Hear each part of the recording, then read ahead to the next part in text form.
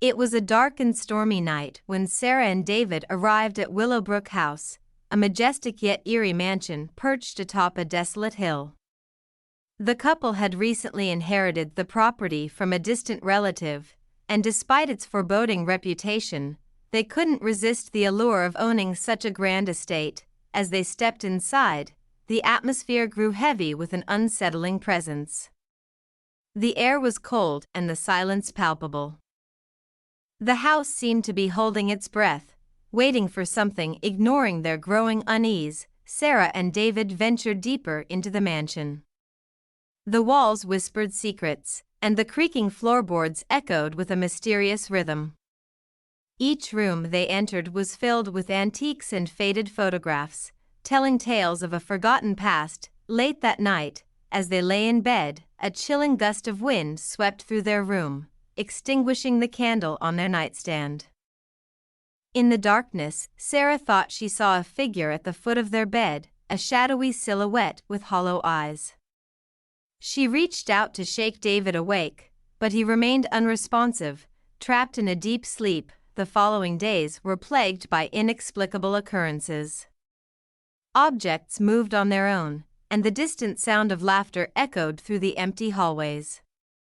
The couple's nerves were frayed as they searched for answers to the house's dark secrets. One afternoon, while exploring the attic, Sarah stumbled upon a dusty journal. Its pages were filled with cryptic entries, describing a man named Elijah, who had once owned Willowbrook House. He was said to have dabbled in the occult and conducted sinister rituals within the mansion's walls.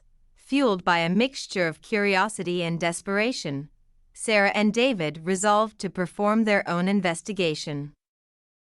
Armed with candles and a Ouija board, they ventured into the heart of the house, to a room hidden behind a locked door. In that dimly lit chamber, they summoned Elijah's spirit. The Ouija board spelled out chilling messages, revealing a dark pact he had made with an ancient entity that now haunted the house. Elijah had traded his soul for unimaginable power and everlasting life. As the séance reached its climax, the room grew frigid, and the walls seemed to pulse with an otherworldly energy. Suddenly, Sarah felt a searing pain in her chest, as if invisible claws were digging into her flesh. David, paralyzed by fear, watched in horror as Sarah's body convulsed and twisted, her eyes turning a sinister shade of black.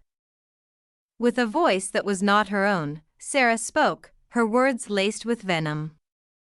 She revealed the true nature of the entity that dwelled within the house, a malevolent force that fed on the living, using their souls as sustenance. David, desperate to save his wife, grabbed a nearby crucifix and recited a prayer. The air crackled with energy as the entity screamed, retreating from Sarah's body.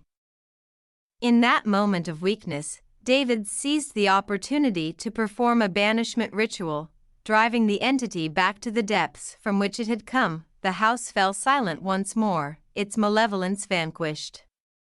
Sarah, weak and disoriented, slowly regained control of her body.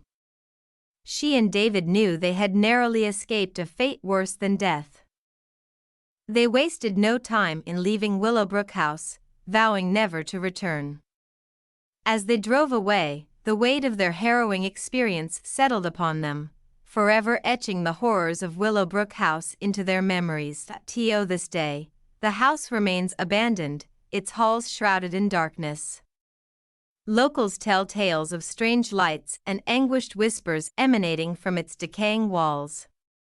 Willowbrook House stands